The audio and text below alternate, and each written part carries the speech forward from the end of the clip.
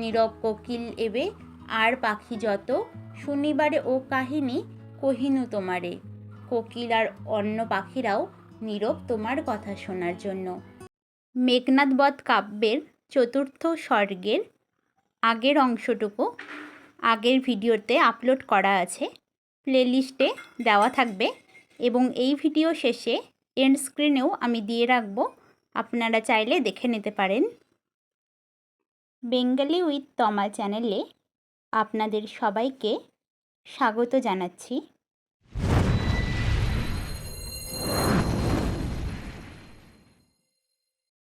কোনো বিষয় নিয়ে কোনো ভিডিও পেতে চাইলে আমার যে কোনো ভিডিওতে কমেন্ট করে জানাবেন, আমি চেষ্টা করব সেই বিষয়ের ওপরে ভিডিও তৈরি করে দেওয়ার।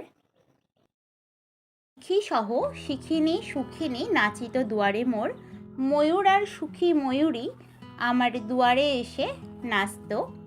নর্তক নর্তকী এ দোহার সম রামা আছে কি জগতে, জগতে এ দুজনের মতো নর্তক নর্তকী আর কি কেউ আছে? অতিথি আসিত নিত্য করভ করভী মৃগ শিশু, বিহঙ্গম স্বর্ণ অঙ্গ কেহ, কেহ শুভ্র কেহ কালো, কেহ বা চিত্রিত যথা বাসবের ধনু, ঘন বড় শিরে অহিংসক জীব যত। অহিংস জীবেরা রোজ আসত, হাতি শিশু হরিণের বাচ্চা পাখি, তাদের কারো সোনার মতো শরীর, কেউ সাদা কেউ কালো, কেউ আবার মেঘের ললাটে ইন্দ্রধনুর মতো নানা রঙের। সেবিতাম সবে মহাদরে, তাদেরকে খুব আদর করে সেবা করতাম। পালিতাম পরম যতনে, যত্ন করে পালন করতাম। মরুভূমে স্রোতস্বতী তৃষাতুরে যথা, আপনি সুজলবতী বারিদ প্রসাদে। মেঘের কৃপায় মরুভূমিতে নদী যেমন তৃষ্ণার্তকে সেবা করে, সরসী আরসী মোর। দিঘি ছিল আমার আয়না, তুলি কুবলয়ে, কুবলয় অর্থ পদ্ম, তুলি কুবলয়ে অমূল্য রতন সম পরিতাম কেশে। পদ্ম তুলে অমূল্য রত্নের মতো চুলে পড়তাম। সাজিতাম ফুলো সাজে, ফুল দিয়ে সাজতাম। হাসিতেন প্রভু, প্রভু হাসতেন। বনদেবী বলি মোরে সম্ভাসী কৌতুকে, আমাকে বনদেবী বলে কৌতুক করতেন। হাই সখী আর কিলো পাবো প্রাণনাথে, আমি কি আর প্রাণনাথকে ফিরে পাবো? আর কি এ পোড়া আখি, এ ছাড় জনমে দেখিবে সে পা দুখানি, আষাঢ় সরসে রাজীব নয়নমণি। এই পোড়া চোখ কি আর এই জনমে তার পা দুখানি দেখতে পাবে, যা আষাঢ় দিঘিতে পদ্ম ফুলের মতো আমার চোখের মণির মতো। হে দারুণ বিধি, কি পাপে পাপিয়ে দাসী তোমার সমীপে। হে বিধাতা, কোন পাপে এই দাসী পাপী, এতে কহিয়া দেবী কাঁদিলা নীরবে। এই বলে দেবী কাঁদলেন। কাঁদিলা সরমা সতী তিতি অশ্রুনীরে, সরমাও কাঁদলেন। কতক্ষণে চক্ষু জল মুছি রক্ষবধূ, সরমা কহিলা সতী সীতার চরণে। কিছুক্ষণ পর চোখের জল মুছে সরমা সীতাকে বললেন, শরীরে পূর্বের কথা ব্যথা মনে যদি পাও, দেবী থাক তবে কি কাজ সরিয়া, হেরি তব অশ্রু বাড়ি ইচ্ছি মরিবারে। পূর্বের কথা স্মরণ করে যদি দুঃখ পাও, তবে থাক দেবী, সে কথা তোমাকে মনে করতে হবে না। তোমার চোখের জল দেখলে আমার মরে যেতে ইচ্ছে করে। উত্তরিলা প্রিয়ম্বদা কাদম্বা যেমতি মধুসরা, এ অভাগী হাইল সুভোগে, যদি না কাঁদিবে তবে কে আর কাঁদিবে জগতে, কহি শুনো পূর্বের কাহিনী। সীতা উত্তর দিলেন, এই অভাগিনী যদি জগতে না কাঁদবে তবে কে আর কাঁদবে? পূর্বের কাহিনী বলছি, শোনো। বরিশার কালে সখী প্লাবন পীড়নে কাতর প্রবাহ, ঢালে তীর অতিক্রমী বাড়ি রাশি দুই পাশে। বর্ষার সময় প্লাবনে নদী কাতর, তীর ছাপিয়ে জল ঢেলে দেয় দুপাশে। তেমতি যে মন দুঃখিত, দুঃখের কথা কহে সে অপরে, তেমনি যে মন দুঃখিত, দুঃখের কথা সে অপরকে বলে। তেই আমি কহি তুমি শুনলো সরমে, কে আছে সীতার আর এ অরুরপুরে? তুমি শোনো, তুমি ছাড়া এই রাক্ষসপুরীতে সীতার আর কে আছে? পঞ্চবটী বনে মোরা গোদাবরীর তটে ছিন্ন সুখে। গোদাবরী নদীর তটভূমিতে পঞ্চবটী বনে আমরা সুখেই ছিলাম। হাই সখী, কেমনে বর্ণিব সে কান্তারো কান্তি আমি? তোমাকে আমি সে বনের সৌন্দর্য কিভাবে বর্ণনা করব?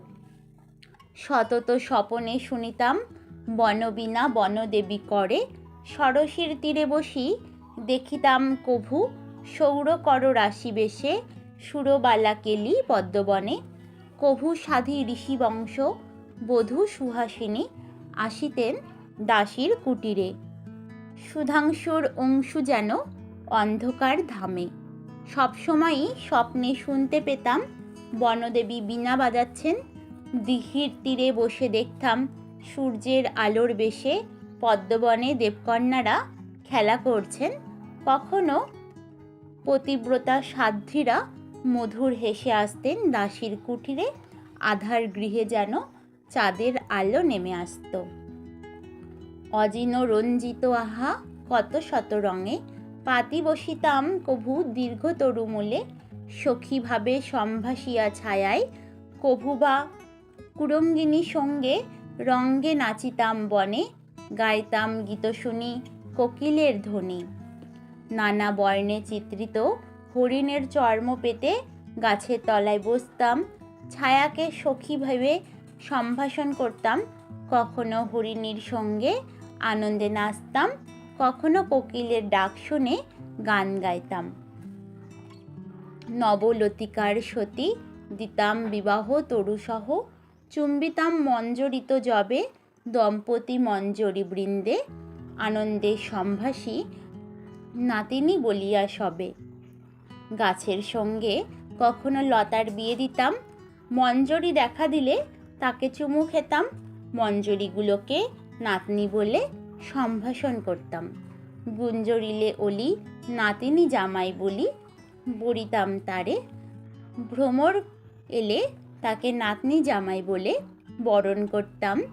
কভু বা প্রভুর সহ ভ্রমিতাম সুখে নদীর তটে। দেখিতাম তরল সলিলে নূতন গগন যেন নব তারা বলি নব নিশাকান্ত কান্তি। কখনো বা প্রভুর সঙ্গে নদী তীরে ঘুরতাম। দেখতাম স্বচ্ছ জলে যেন এক নতুন আকাশ, নতুন তারা, নতুন চাঁদের সৌন্দর্য। কভু বা উঠিয়া পর্বত উপরে সখী বসিতাম আমি নাথের চরণতলে। ব্রততী যেমতি বিশাল রসালো মূলে কত যে আদরে তুষিতেন প্রভু মোরে। বরশি বচন সুধা হাই কবকারে। কখনো পর্বতের ওপরে উঠে প্রভুর পায়ের কাছে আমি বসতাম বিশাল আম গাছের মূলে লতার মতো। কত যে আদরে, কত যে মধুর আল্লাপে প্রভু আমাকে পরিতুষ্ট করতেন কাকে বলবো। কব বা কেমনে, কেমন করেই বা বলবো। শুনেছি কৈলাসপুরে কৈলাস নিবাসী ব্যোমকেশ স্বর্ণ আসনে বসি গৌরী সনে। আগম পুরাণ বেদ পঞ্চতন্ত্র কথা পঞ্চমুখে পঞ্চমুখ কহেন উমারে।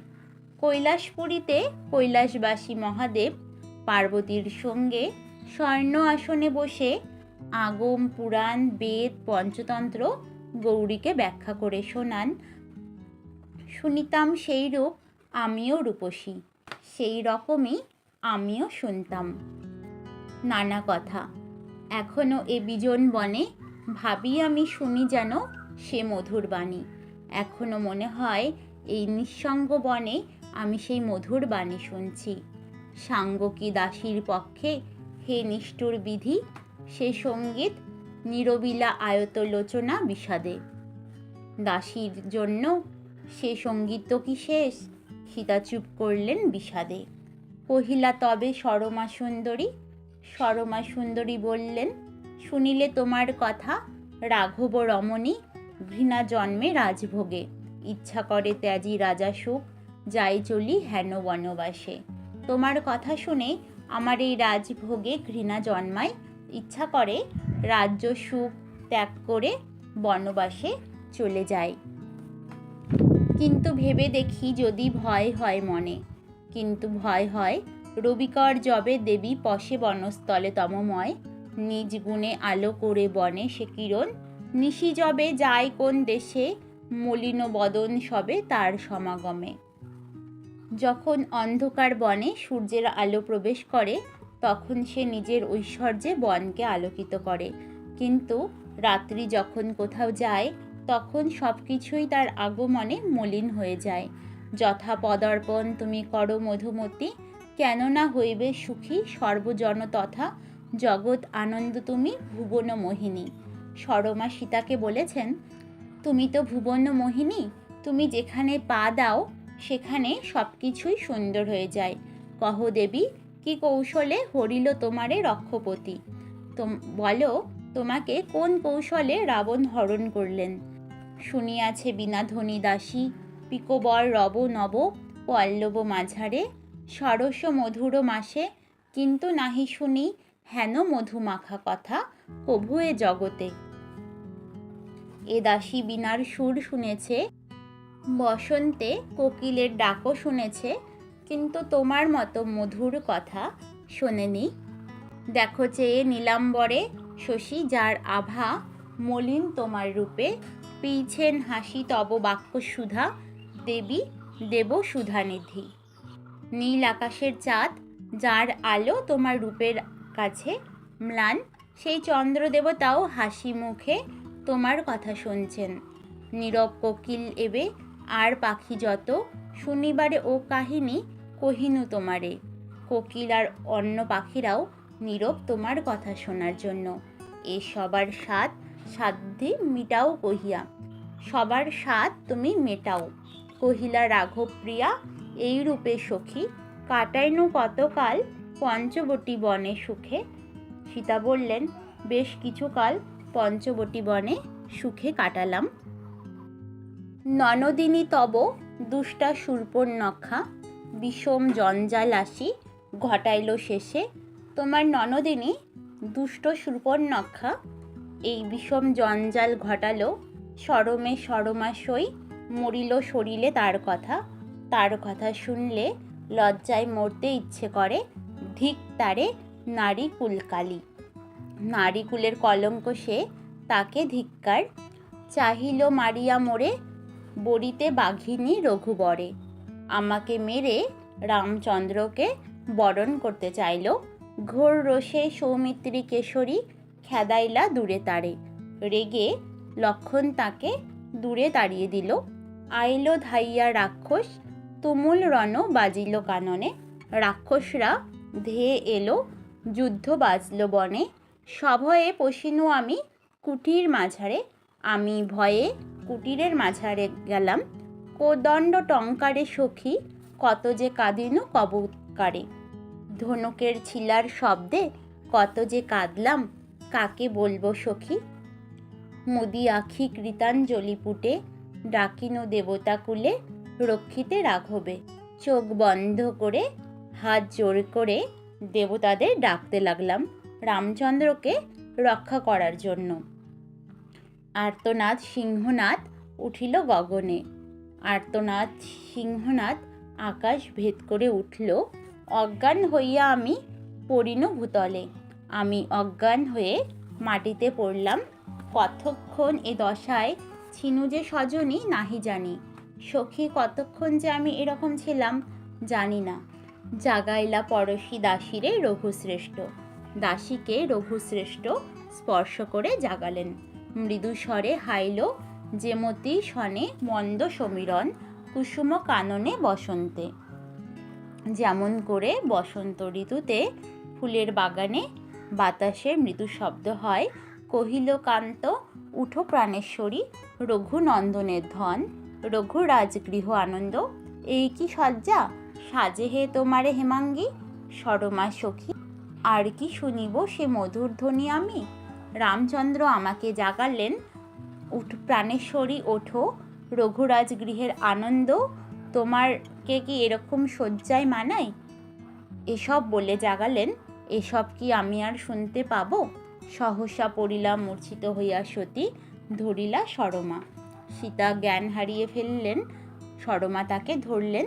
যথাযবে ঘোর বলে নিষাদ শুনিয়া, পাখির ললিত গীত বৃক্ষ শাখে, হানে স্বর লক্ষ্য করি স্বরও, বিষম আঘাতে ছটফটি পড়ে ভূমে বিহঙ্গী, তেমতি সহসা পড়িলা সতী সরমার কোলে।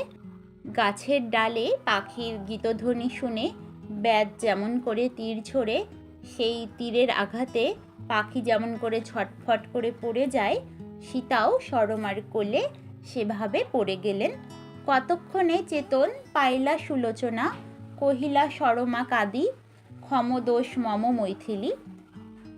কিছুক্ষণ পর সীতার জ্ঞান ফিরলে সরমা কেঁদে বললেন, মৈথিলী অর্থাৎ মিথিলার কন্যা সীতা, আমাকে ক্ষমা করো, এ ক্লেশ আজি দিনু অকারণে হায় জ্ঞানহীন আমি জ্ঞানহীন, আমি তোমাকে দুঃখ দিলাম।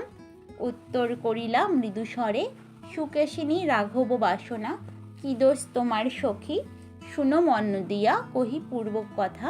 মারিচ কি ছলে মরুভূমে মরিচিকা, ছলয়ে যেমতে ছলিল শুনেছ তুমি শূর্পণখা মুখে। তোমার কি দোষ সখী? সীতা বললেন, মন দিয়ে শোনো, আমি বলছি, মরুভূমিতে মরিচিকা যেমন ছলনা করে, সেইভাবেই মারিচ ছলনা করেছে। তুমি শূর্পণখার কাছে সে কথা শুনেছ।